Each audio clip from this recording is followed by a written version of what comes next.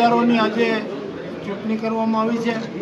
Bharatiya Janata party પ્રેરિત panel આખી marketing યાર્ડની ચૂંટણીમાં 85% વધુ મતો લઈ અને ચૂંટણી અને આજે ચેરમેન અને વાઇસ ચેરમેનની ચૂંટણી પણ સર્વાનુમતે થઈ છે।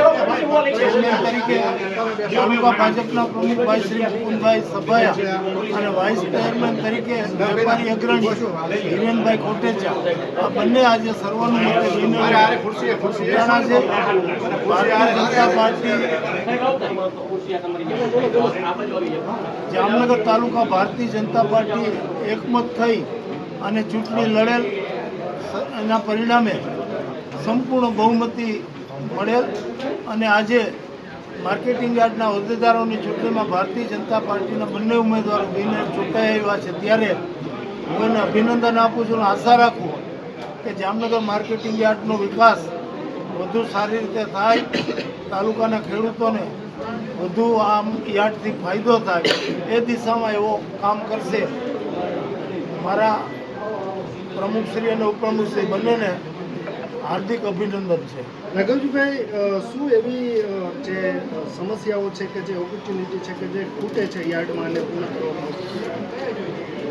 સામાન્ય રીતે મોટાભાગની સુવિધાઓ તો જામનગર યાર્ડમાં ઊભી થઈ ગયેલ છે, પણ હજી જેમ જેમ પ્રશ્નો આવતા જાય એમ ખેડૂતોના લગતા પ્રશ્નો હોય, વેપારીઓને સગવડતાના પ્રશ્નો હોય, આ બધા પ્રશ્નો અને તાલુકામાં જ્યારે કુદરતી આપત્તિ બીજા કોઈ એવી સમસ્યા હોય ત્યારે જામનગર યાર્ડ હંમેશા લોકોની પડખે ઊભું રહ્યું છે।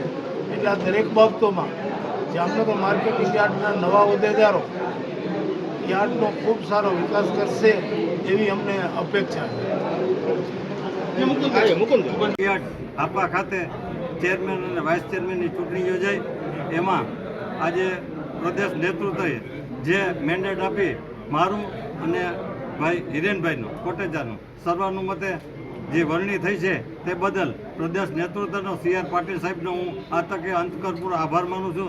તેમજ અમારા અધ્યક્ષ શ્રી રમેશભાઈ મુંગરા સાહેબનો પણ હું આભાર માનું છું। તેમજ આપણા કેબિનેટ મંત્રી જેઓએ ખૂબ પ્રયત્ન કર્યો છે આમાં, એવોનો હું ખરા અંતકરણપૂર્વક આભાર માનું છું। અમારા જે પૂર્વ સાંસદ ચંદ્રેશભાઈ પટેલ એવોનો પણ હું આભાર માનું છું। આ જ્યારે પૂર્વ ડાયરેક્ટર પ્રવીણસિંહ ઝાલા સાહેબનો પણ આભાર માનું છું।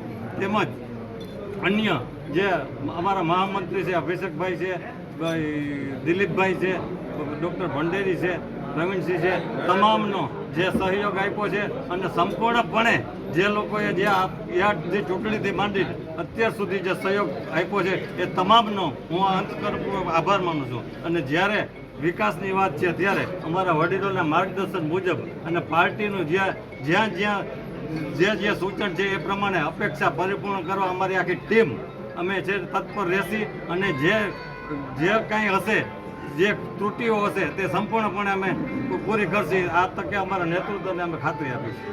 મુકુંદભાઈ, કેવા પડકારો રહેશે ને એની સામેનું શું આયોજન રહેશે? પડકારોમાં એવું છે, પડકારો કાંઈ છે જ નહીં। માણસને જે પોતાના ઓલા કરવામાં છે ને સક્ષમ હોવો જોઈએ।